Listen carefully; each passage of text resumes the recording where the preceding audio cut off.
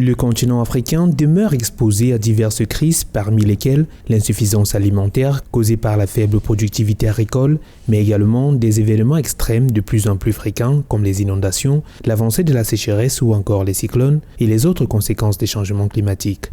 Autant de facteurs qui contribuent à l'augmentation du déficit alimentaire de l'Afrique. Selon l'Organisation des Nations Unies pour l'alimentation et l'agriculture, FAO, l'Afrique subit le fardeau de l'insécurité alimentaire avec environ 278 millions de personnes souffrant de faim chronique.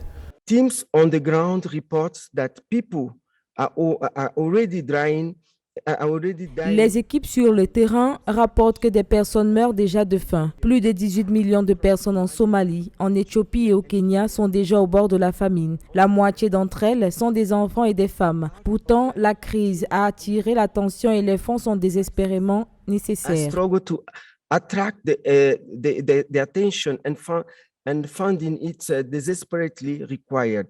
L'Union africaine s'est penchée sur la problématique de l'insécurité alimentaire lors de la conférence de haut niveau sur la sécurité alimentaire et la nutrition tenue le 10 octobre 2022 au siège de l'organisation à Addis Abeba, en Éthiopie. L'agriculture africaine étant largement basée sur les petites exploitations agricoles familiales, l'une des stratégies que préconise l'institution panafricaine est le renforcement des capacités des petits fermiers. Selon la FAO, chaque augmentation de 10% de la productivité agricole des petits exploitants en Afrique peut faire passer quelques 7 millions de personnes au-dessus du seuil de pauvreté fixé à $1 par jour. Il est donc question d'accroître les moyens investis dans la production agricole, mais aussi dans les activités agro-pastorales.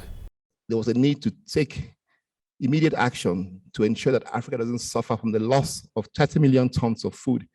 Il était nécessaire de prendre des mesures immédiates pour faire en sorte que l'Afrique ne souffre pas du manque de 20 millions de tonnes de nourriture en provenance d'Ukraine. Entre l'approbation de 1,5 milliard de dollars en mai et aujourd'hui, la banque a approuvé 25 prêts et subventions individuelles à des pays pour un montant de 1,3 milliard de dollars. Cet argent est censé fournir des semences et des engrais à 20 millions d'agriculteurs. 20 million farmers, fertilizer and seeds to raise local food production.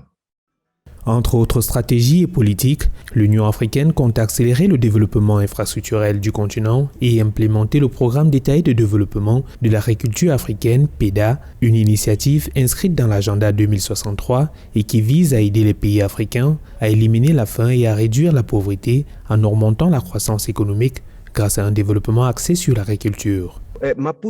La déclaration de Maputo nous dit que nous devons investir au moins 10% dans le secteur agricole. Donc, je lance un appel aux ministres ici présents. Nous devrions vraiment lutter contre cela en investissant dans ce secteur parce que le choc auquel nous sommes confrontés, nous pouvons en voir les impacts. Pour atténuer ces impacts, il faut investir dans ce secteur.